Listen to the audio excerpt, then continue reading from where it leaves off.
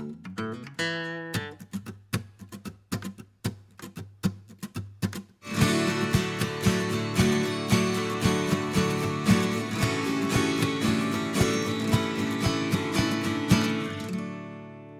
next we want to talk about skills, because no matter what we do in life, we have to possess some ability to carry out our goals. And if we don't have those skills, then what are we going to do about it? So what special skills do you possess that could help you reach your goals? So maybe you know a little bit about building and you want to create an alternative kind of building. Maybe you know about roofing or wiring or managing people. What are those skill sets? And write them down. Then in looking at that, you need to decide, what is it that I need? What is it that I'm not really good at or capable of pulling off on my own? Maybe I know a little bit about it, but I don't know enough to be confident. So what are those skills that you're going to need to develop? And then you're going to need to think about, how am I going to figure that out? So maybe you do something like coming here and participating in one of our workshops, or maybe you become an intern. And you want to be here and learn more about what it means to live sustainably. Whatever you decide to do, you really need to do something that helps you develop those skill sets. And it's not going to come from reading a book. We hear this all the time. It's like, oh, I've read all these books, and now I'm seeing it. Now I'm doing it. And that makes a big difference. So you're going to save a lot of money. You're going to save a lot of heartache by actually figuring out what those skill sets are that you need and what you're going to do to develop the ones that are missing. Next, you're going to talk about with the people who support you, and then you're going to make a list. And it's basically, what is in it for me? So what motivates me? What am I motivated by? Well, I can be really motivated by money if I don't have enough to pay my bills. But beyond that, everything else that motivates me is not really monetary. It's all about how I create social capital. So what is it that I can do to share my resources? For example, sometimes we have a class, we give a scholarship and we'll trade that person's services, because they may have some really good skill sets, but they don't have the cash to get into the class. Well, that way we get to know somebody. We get to sometimes make really great friends this way. And we also get an expert that knows a lot more than we do.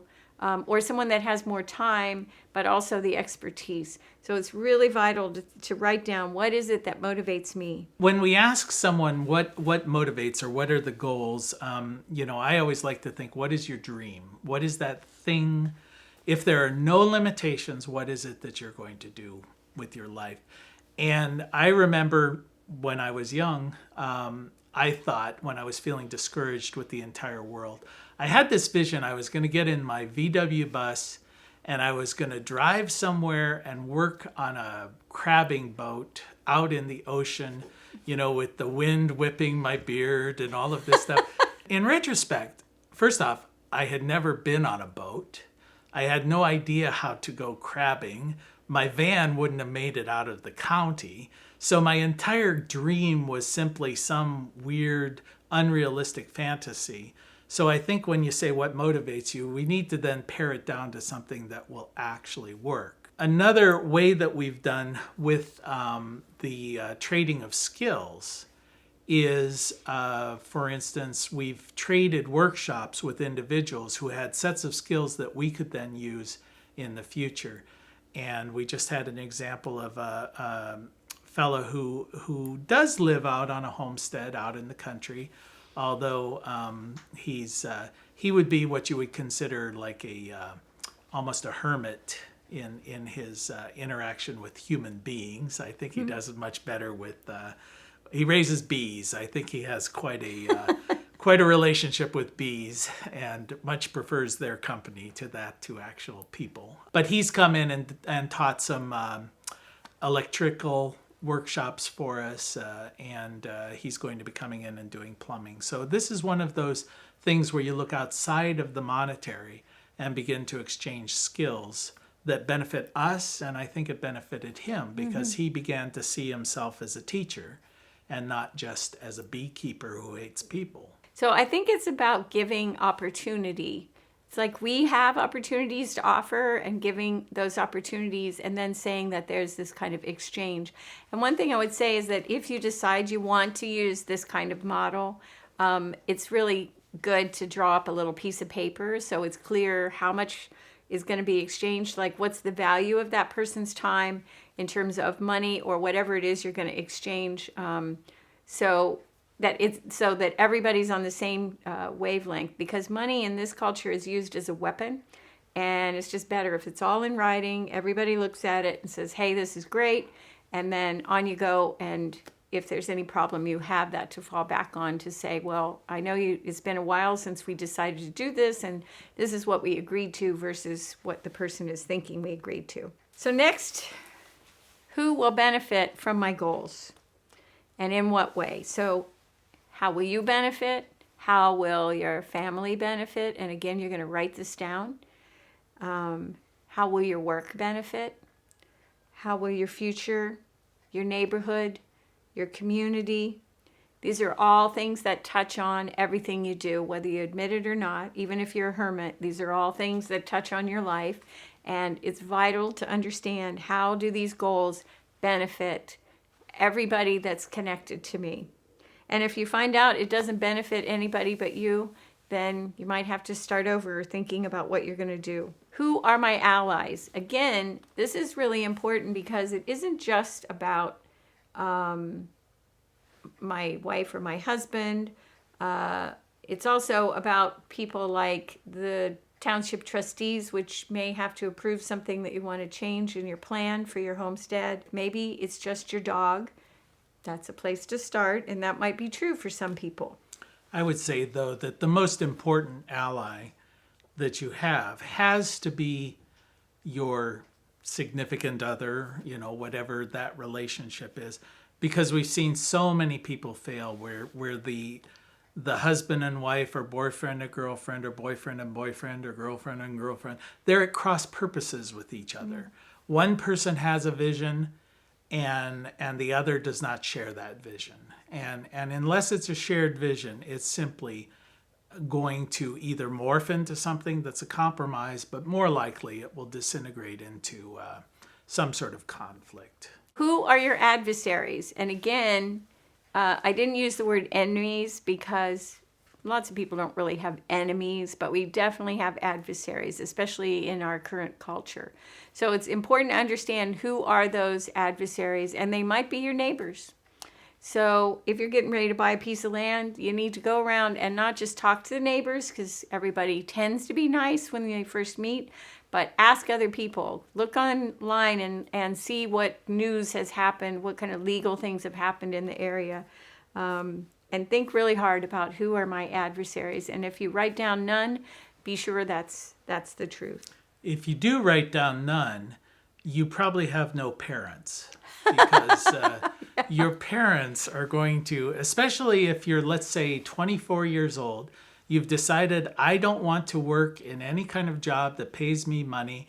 I simply want to live and grow organic strawberries and pet my dog for 6 hours a day. Your mother is probably not going to support that idea. Remember that you have to prove yourself, that this is a lifestyle that can be sustained, and society is going to just keep telling you that you are wrong.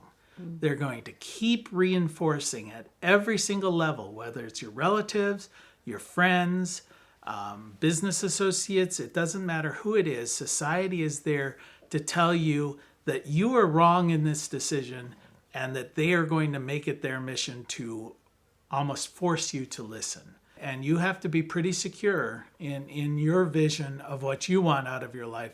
Otherwise, you'll give in. It's hard to stand up to that kind of pressure that is relentless.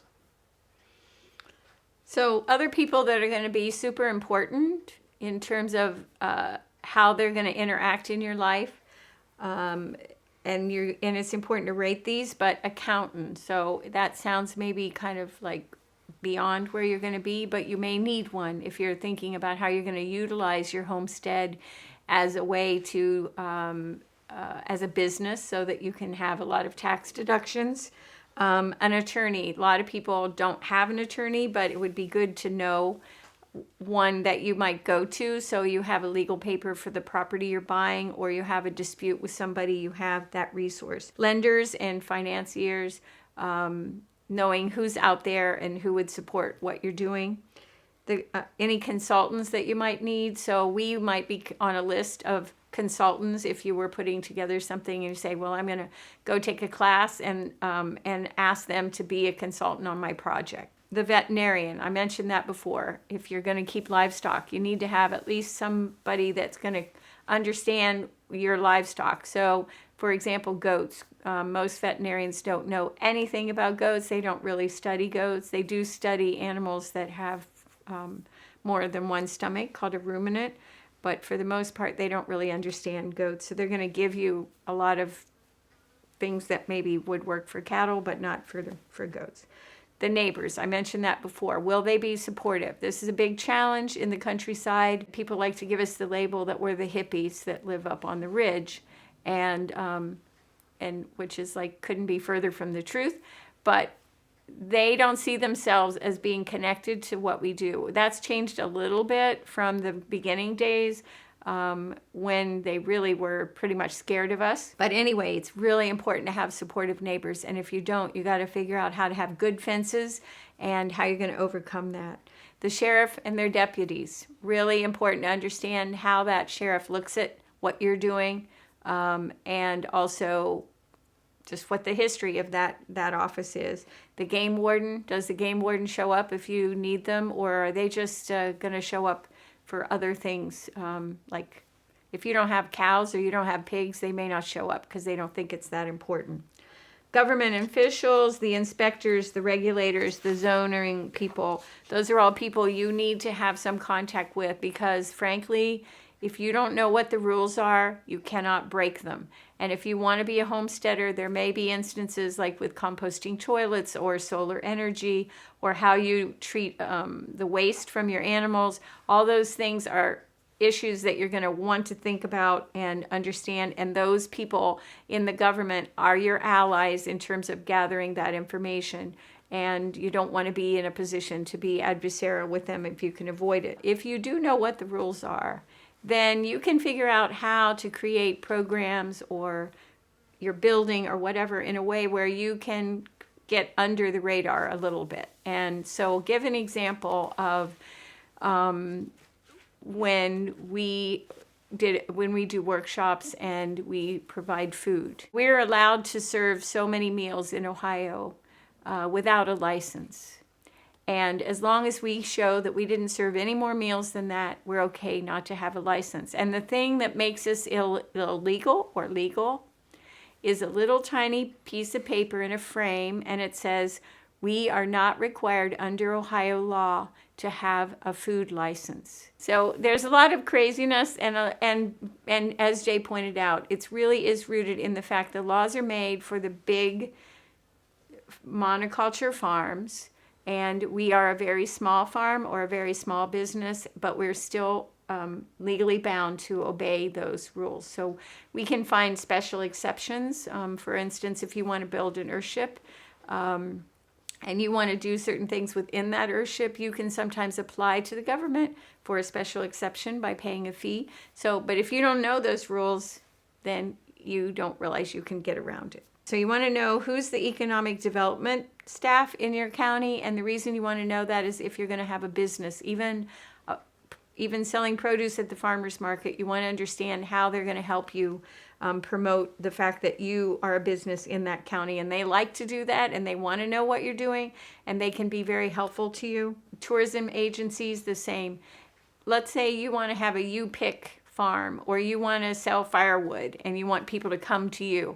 So people are going to have to drive from the city to you, or from a urban area to you. So what you want to do is to maybe say, hey, there's other things that you can do here when you drive to get your firewood, or you drive to buy your eggs, and it's fun, and look at what's out there. So understanding what those are, and also local businesses. So local businesses can help you promote what you do, but you also can realize what's available, so you don't have to drive 80 miles to get something. We have a wonderful hardware store in the town that's about 20 minutes south of us, and we can order almost anything we need there. So we don't have to go to Lowe's or Home Depot or one of the big box stores for the most part, and they will repair things. So it's a really great give and take. And then lastly, it's really, really, I think, important to look at other businesses that are similar to what you want to do, whether it's your homestead or if you're wanting to start some kind of a specialty mushroom business, whatever that business is, whatever it is you're going to do to make money, whether you're calling it a business or not, is to go and look at what other people are doing. Physically, see if you can go there. You're going to learn what they're doing right and maybe the mistakes that they've made. That's going to help you out a lot. But the other thing it's going to do is make some connections, and you're going to find things that are going to save you time. So maybe they have a really cute little website that talks about how to order, or maybe you like how they do that. Imitation is the highest form of flattery, and they've maybe paid somebody a lot of money to design that, and you're going to go in and make it your own. And I'm sure there are people who don't like to hear that, but the reality is those people are out there, and we need to take their expertise and try to figure out how it helps us.